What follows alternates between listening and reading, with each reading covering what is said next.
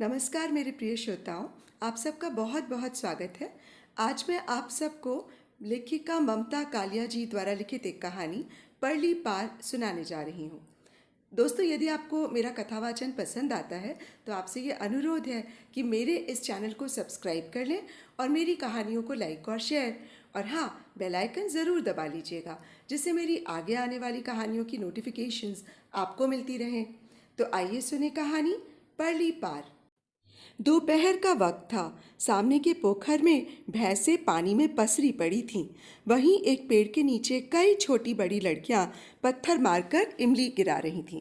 किशन ने अपनी साइकिल रोककर कहा, ऐसे पत्थर चला रही हो तुम लोग, किसी के सिर में लगेगी तब।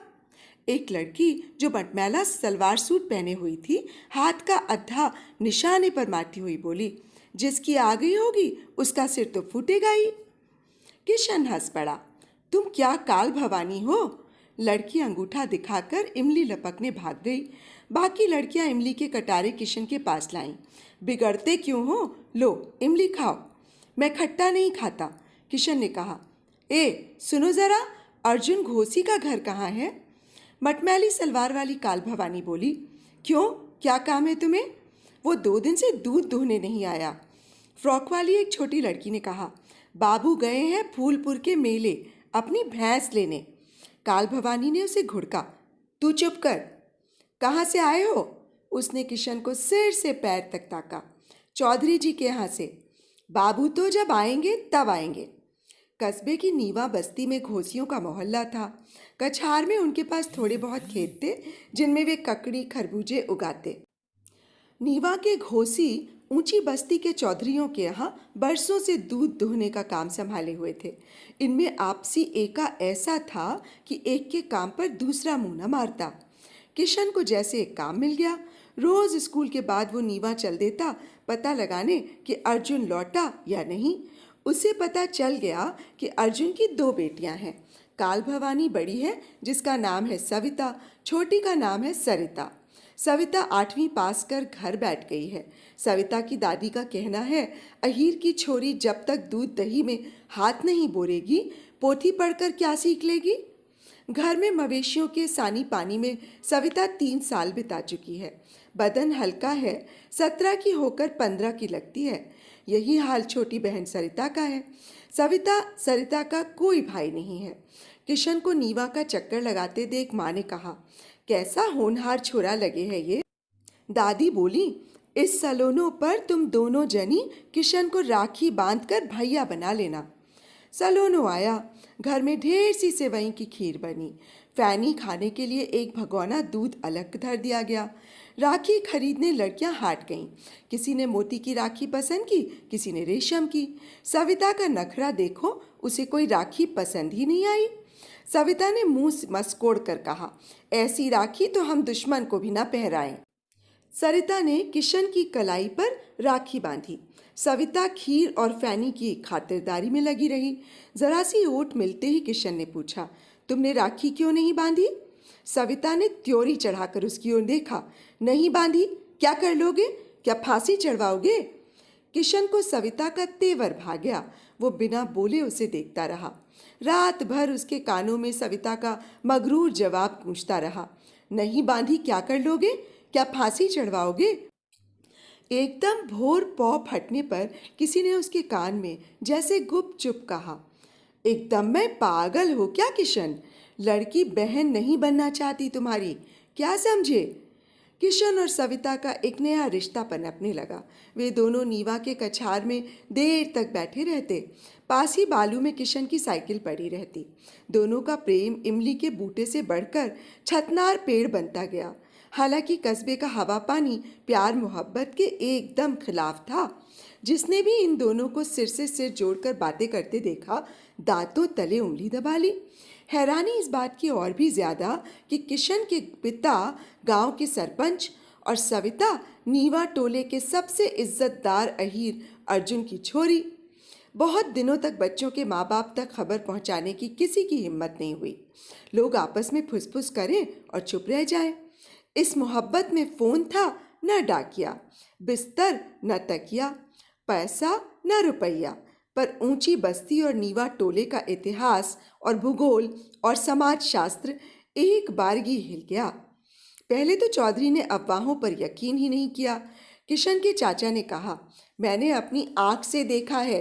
अपना किशन एक छोकरी के साथ गन्ने के खेत से निकल रहा था।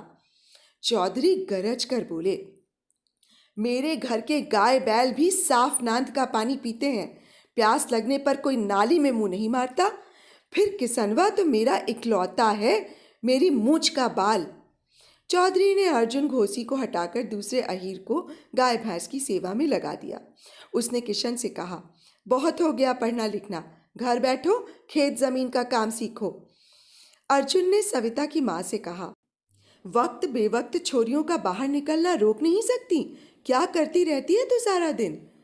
रुकमन ने लकड़ियों का बचाव किया, कहीं तो नहीं जाती, सारा दिन घर के काम में लगी रहती हैं। ऐसी ही मुश्किल हो रही है तो एक एक करके इनको ब्याह दो। अर्जुन बोला, एक से एक अच्छे छोरे हईरों में हैं। अपनी इज्जत है कि जिससे बात करूंगा उसका बाप राजी हो जाएगा। अकेले में रुकमन ने लड़की को आग तरेरी, खबरदार जो उस किशन के साथ दिखी, क्यों तू लठ चलवाने पर उतारू है। नीवा और ऊंची बस्ती का मेल न कभी हुआ है न होना है। दादी बोली, देख सत्तो, ये तेरी बहन सिर्री किशन को राखी बांधती है, तूने क्यों नहीं बांधी। जब छोरा एक बहन का भाई बना, समझो सारे घर का बहनापा उसे मिल गया। मैं तो कहूँ पूरे नीवा टोले का भाई समझो उसे। सविता बोली कुछ नहीं, बस किशन का साथ निभाने की अड़ थोड़ी और पक्की हो गई। उसने मन में कहा, मैं क्या करूं अगर सरिता ने उसे राखी बांध दी। वो तो है सिरी ही सिरी, मेरा तो वही है जो राधा जी का बंसी बजैया था। इधर सविता और किशन पर परिवारों का शिकंजा कसता गया, उधर उनकी मोहब्बत परवान चढ़ती गई। किशन की तबीयत बागी होती जा रही थी। एक दोपहर डाकघर पर यकायक सविता दिखी तो किशन ने उससे कहा, अब और बर्दाश्त नहीं कर सकता, तुम मेरा साथ दो तो आज ही हम घर वालों से कहें कि हमारी शादी कर दें। वो क्यों मानने लगे? नहीं मानेंगे तो बेटे से हाथ धोएंगे। मैं घर का एक बेटा हूँ, मुझे छोड़ तो नहीं सकते। किशन गलत था, ये उसे शाम को ही पता चल गया। उसने सविता को बड़े मान मनौवल से तैयार किया कि उसके घर चले। जैसे ही वे दोनों घर पहुंचे, उसकी माँ, चाची, चाचा, पिता सब बाहर निकल आए। सब एक साथ गरजने लगे, तो ये लड़की पसंद की है तूने? क्या धरा है इसमें? हम हरगिज ये बेशर्माई नहीं होने देंगे। इसमें क्या खराबी है? बस हमें नहीं पसंद, हमें अपनी टक्कर के घर में रिश्ता करना है। चौधरी ने कहा, तूने एक बार नहीं सोचा गांव में मेरी इज्जत को बट्टा लगेगा? पिता में चौधराहट जमाने की भीषण अकड़ थी। फौजदारी मुकदमे ठोकने में उन्होंने अपने बाप और ताऊ को भी नहीं छोड़ा। वकील और डंडे के जोर पर वे अनेक खेतों और जमीन के हकदार बन बैठे थे। बाकी रिश्तेदार शहरों की तरफ कूच कर गए। अपने घर के वे हाकिम, कचहरी, खाप, पंचायत सब कुछ तो थे। घर में सुबह शाम का खाना भी उनकी मर्जी पूछकर ही चढ़ाया जाता। किशन ने बारी बारी सबकी तरफ देखा। इस वक्त किसी की आंख में नरमी नहीं थी, सबकी आंखें आग बरसा रही थीं। किशन ने सविता से कहा, ये अपना घर नहीं है, दुश्मनों का घेरा है, चलो यहाँ से भाग चलें।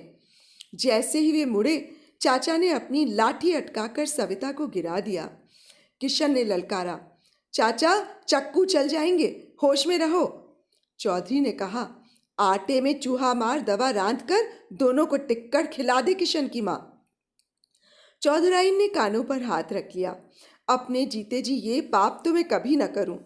चौधरी को ये कबूल नहीं था कि अपने ही बेटे के खिलाफ उसे पंचायत बैठानी पड़े। माँ ने दोनों बच्चों को कोठरी में डाल दिया। घर में विचार विमर्श चला। जब रात गहरा गई तो चाचा किशन और सविता को साथ लेकर गंगा जी की तरफ चले। उनकी तैयारी पूरी पक्की थी। घाट पर नाव थी।